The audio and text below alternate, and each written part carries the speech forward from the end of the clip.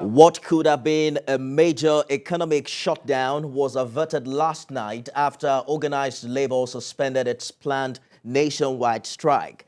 The indefinite strike, earlier scheduled to start today, has now been suspended for 30 days after meetings and talks with government delegation resulted in a memorandum of understanding.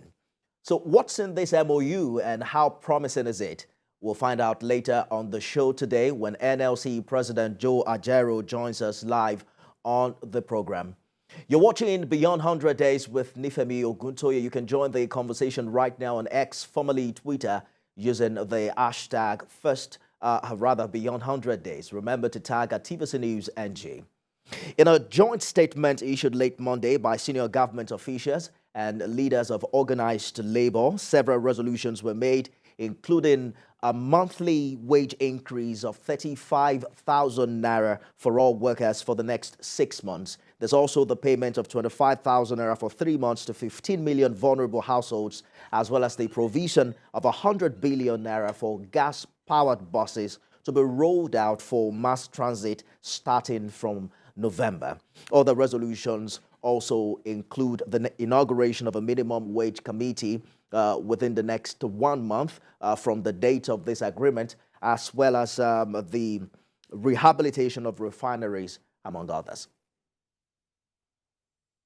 Federal government suspends collection of value-added tax, VAT, on diesel for 6 months beginning from October 2023. 4. Federal government accepts to vote 100 billion for the provision of high-capacity buses for mass transit in Nigeria. 5. The federal government plans to implement various tax incentive measures for private sector and the general public. We've had very painstaking and meticulous deliberations, but what is important here is Nigeria, and all of us are committed to ensuring that this country remains united, peaceful, and prosperous. After 30 days, if these issues are not implemented, we'll revisit all the issues. We have a signed agreement, and we have signed this agreement with the belief that government will act in utmost good faith. We signed this agreement with the belief that every single item in this agreement are implementable. Every single item in this agreement, we are extremely serious about them, and we wish to also reiterate that we are expecting 100% implementation and not a 99%. Let's talk about this new memorandum of understanding between the federal government and organized labor, as well as the suspended strike. President of the Nigeria Labour Congress, Joe Ajaero, joins me live on the program from his Abuja office. Comrade, thank you for joining us on the program this evening. Thank you very much. So NLC has had a series of engagements with the federal government in the past 4 months without much changes as regard what your requests are. What do you think makes the meeting on Sunday different from the previous ones?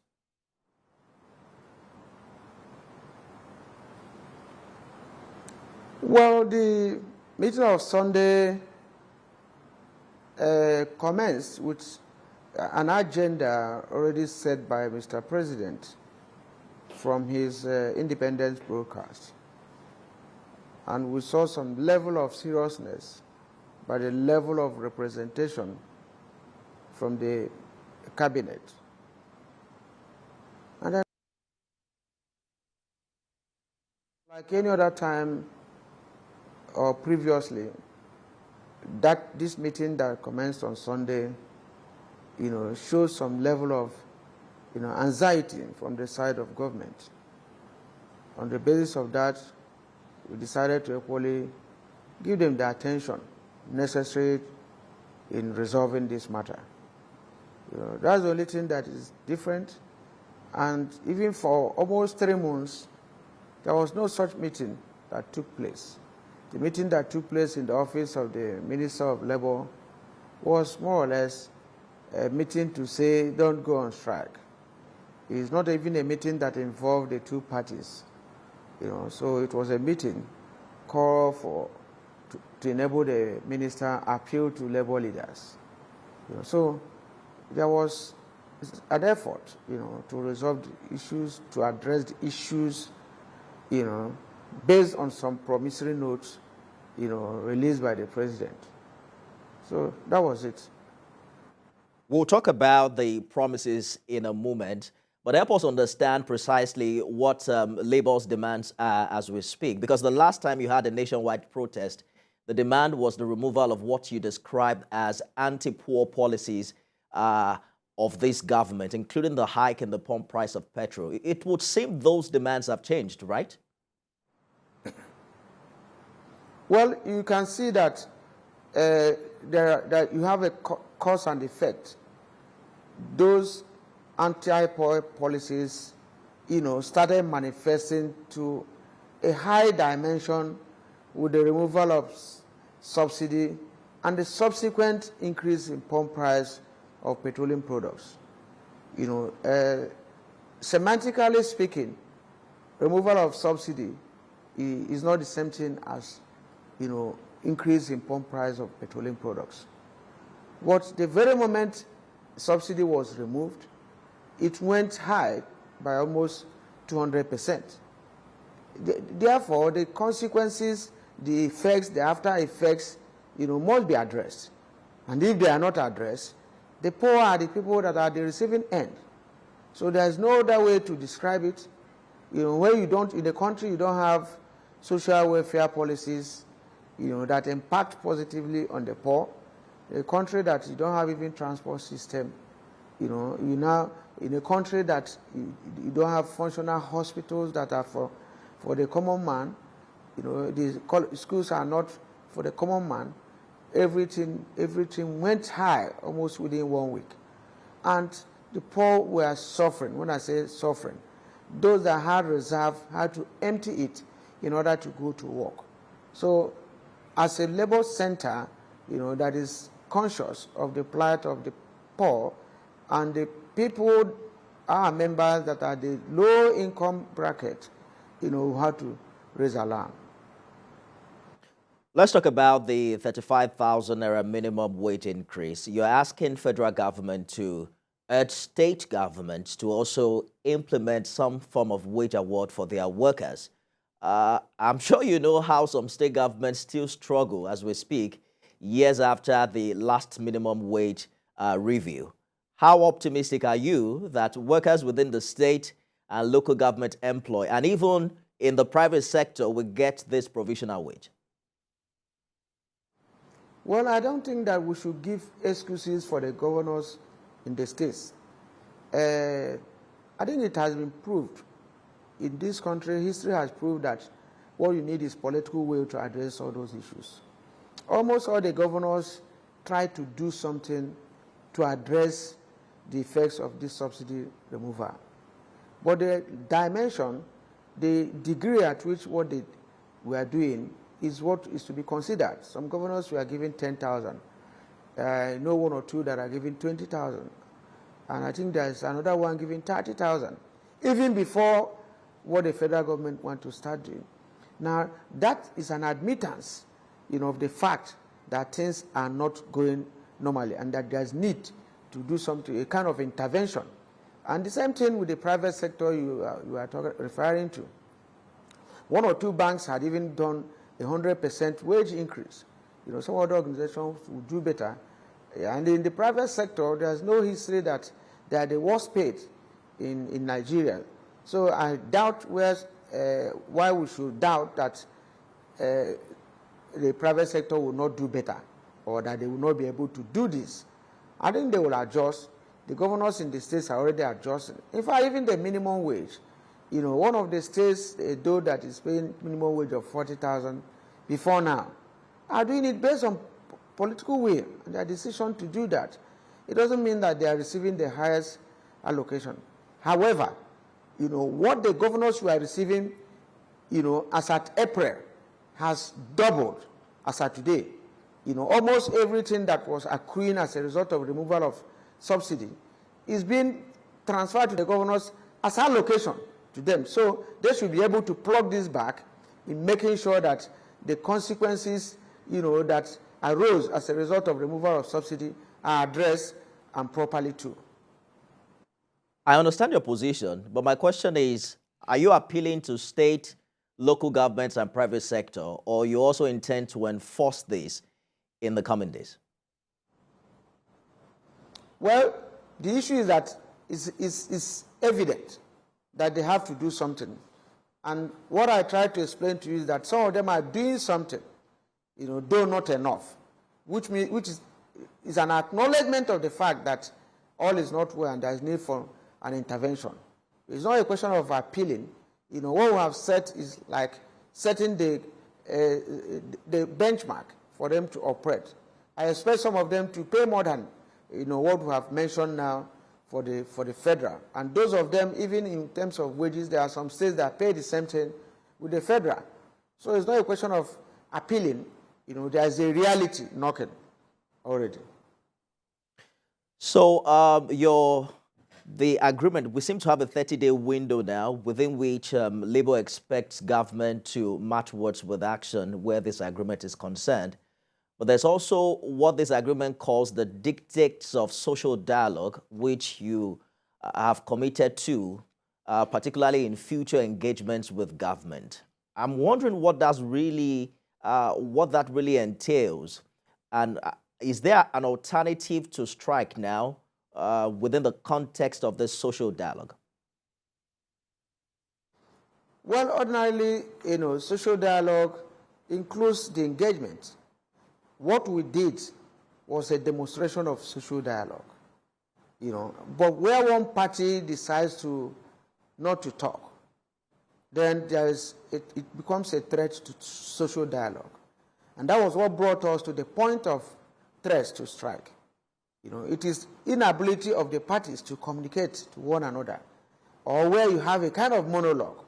People are talking to themselves. You will agree with me that before now, all the other arms of government, all the committees of government, we are not talking. After the protest, they were not talking. They were only interested in saying there's a court order. Even after the 2 days warning strike, they were not talking until now. So probably if we had engaged, and explored, the principles of social dialogue, we wouldn't have gotten to this level, of almost shutting down the whole country, and the consequences that could have, arisen from it. So that's why, from the ILO, it is recommended that employers, employees, social dialogues, must explore social dialogue as an alternative to breakdown of negotiation and talks.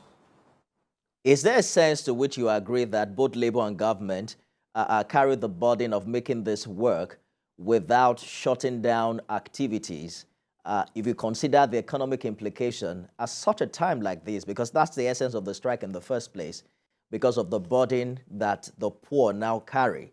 And it will be much more burden if we are not able to resolve this matter within what you call social dialogue. Well, if I must go through, look at what you are saying, each time we want to go on strike, they will say the economy will suffer. What has happened is making the economy to suffer. Increase in the pump price of petroleum products has made the economy to suffer.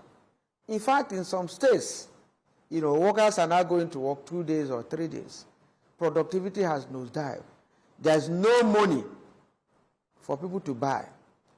Each time workers are paid, or when workers, you see the market bubbling, they go to the market, the purchasing power will be there. A situation whereby the workers' earning goes into transportation and nobody buys, manufacturers and producers will not have any money. So it's not only when you call for a strike for 1 day or 2 days that economy or productivity suffers.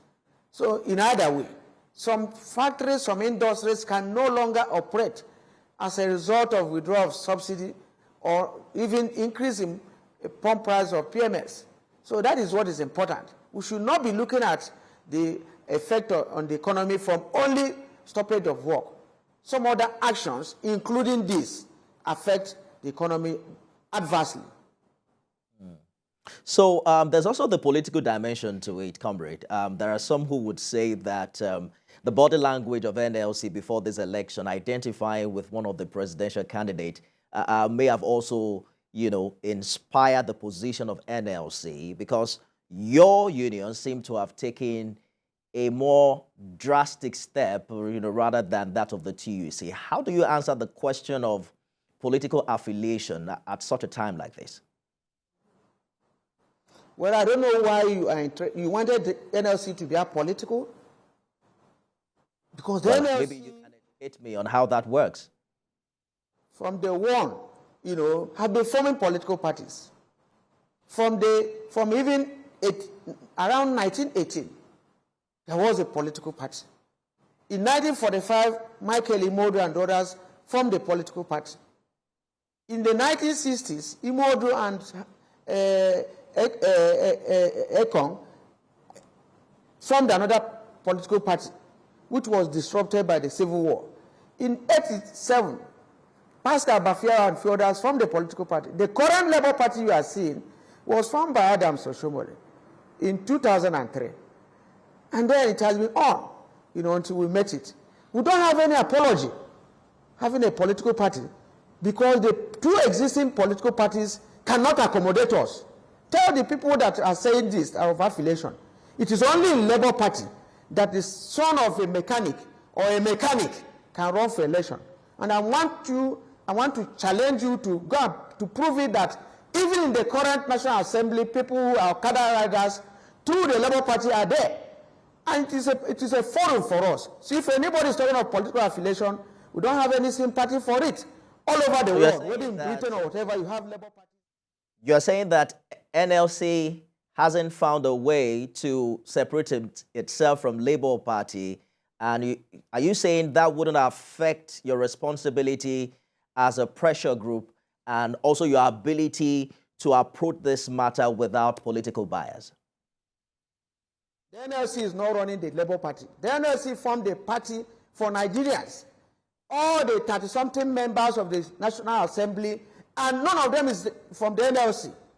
Just like any other political party. Even the presidential candidate of the Labour Party is not a Labour man. It's a party formed like any other party for Nigerians to belong to. None of us is a chairman of the party. None of us is a secretary of the party. So why all this? In 2003 or thereabout, we had an alliance with AC and AD to produce Adams. So it wasn't a problem then for us to have an alliance with the current day APC to produce somebody, and instead of we to have our own political party. So on these issues, we are not repentant about it. We have our own political party for Nigerians to belong. The same thing with other parties. So if I'm just wondering, let's say, since we're talking political parties now, do you think that NLC will be able to do its job if its party's candidate was president? We are doing our job very well, because members of the NLC are free to belong to Labour Party and other parties. My colleague who was the deputy president of NLC with me, get this straight, is the current governor of Kebbi State, and he's in the APC. The deputy governor of Niger State was our chairman under APC. He's in APC and he's a deputy governor all over. Those who want to belong to Labour Party can belong to Labour Party. This whole issue of political affiliation, we own the Labour Party. That's a fact. So what are we going to do about it? Let's get back to labor issues. We'll find some time to discuss politics later. You recently faulted the ban of commercial motorcycles known as Okada by some state governments and even the FCTA. State governments have given reasons in the past, and these reasons range from crime, recklessness on the road, to not supposedly being in the transport master plan of their states. Are you saying that these reasons aren't relevant?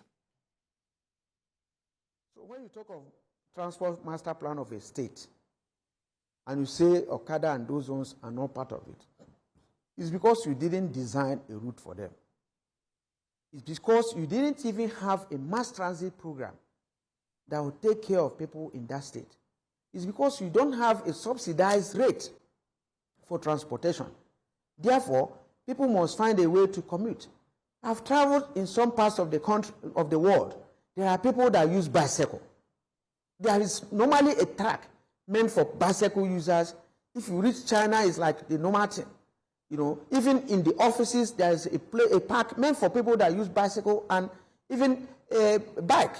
Now, if you now have what you call a transport master plan in Abuja, and then everybody is using Uber or everybody is using taxi, and I can't afford it, what do? I will use the one I can afford. If you have a program in Abuja that nobody has job, and people feel that they can create job by themselves, and they decide to use Okada, or to use Okada to earn a living, and then we are talking of crime. Would there be more crime when those people who are riding Okada are not doing anything, or when they are using the Okada to convey people? How many places have you seen real robbery with Okada? People still use vehicles. People use vehicles for crime. So why have we not banned vehicles and other means of commuter?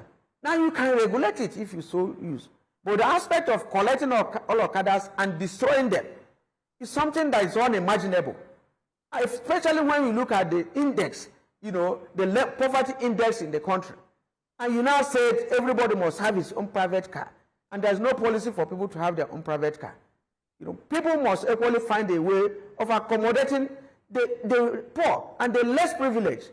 In a country like this, you can't have everybody having a jeep, having a better means of moving from one distance to the other. So it is wrong for us to just seek to eliminate the poor. The same way they are demolishing houses and what they call shanties, which they say is not in the proper master plan. If you have a master plan, you can still have a place allocated to the poor where they can live. If you don't have a place allocated to them and they're looking for shelter and you destroy it, you can't even relocate them, we are saying that it's an anti-poor policy.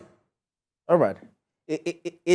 Does this mean that the NLC is planning to demand that these services be restored in the affected states? Are we hoping to see a protest or a planned strike in this regard? Well, the Okada Writers Association, are members of the NLC.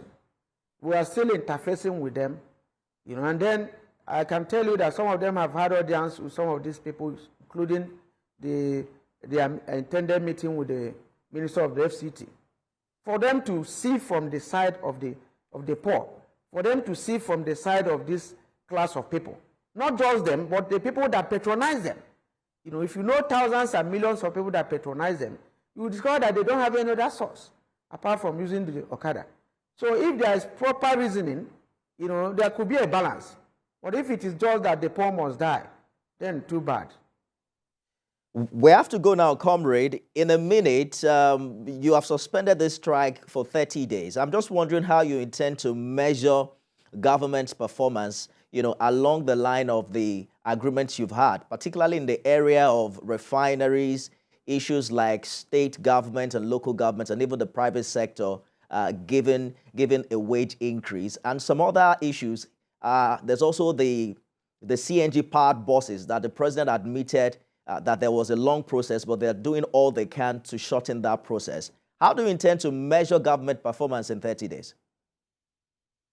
Well, the issue is not measuring government performance in 30 days. There are stages that must be followed. Now, like the one we are talking of refineries, what was stated there was that there will be a joint visit to the refinery, especially Port Harcourt refinery, which Mr. President promised will be ready by December. Now, the essence of that is to go within these 30 days to find out the level of preparedness for us to start operation by December. That is it. It's not because it will start production within 30 days. The same thing with CNG. CNG buses will equally follow up with the processes, of sending for them, buying, importing those facilities, and the level, of performance, in these contracts awarded. The same thing with the state governments and private sector. As of today, we have sent out letters to our colleagues, our state chairmen and secretaries, all our industrial unions, for them to start the process of engagement. It is expected that those that are serious can finish negotiation around this line within the next 1 month, or some would have gone to advanced stage, and you will see that action is not only done, but it's seen to be on. So those are some of the measures that we can look at. And within the next 1 month, the implementation of even what has been approved by the federal government and others would have been there. There are other issues that have 2 weeks, for us to get back, and those ones will measure them to see whether they are followed or not. I think it's important that that clause of 30 days should be there. President, Nigeria Labour Congress, Comrade Joe Ajaero, thank you so much for talking to us on Beyond 100 Days. Thank you. And that's our program today. You can watch it again at midnight and at 6 a.m. tomorrow. I am Nifemi Oguntoye.